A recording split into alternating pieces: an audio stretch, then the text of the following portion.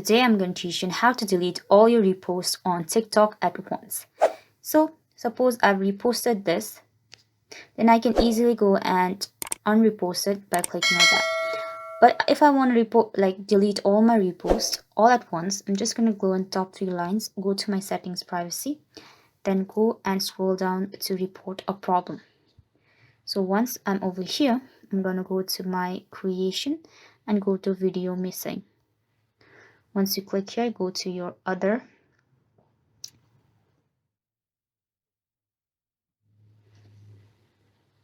Go to need more help. Now you need to go and click on the post, and then after I'm going to click on list, and let's click on other. After this, I'm going to click on this.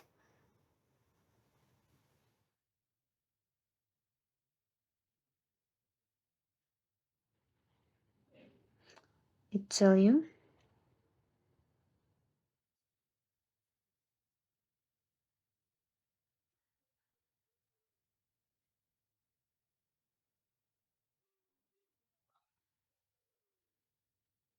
so it tells you that it does not currently support deleting all the reposts at once.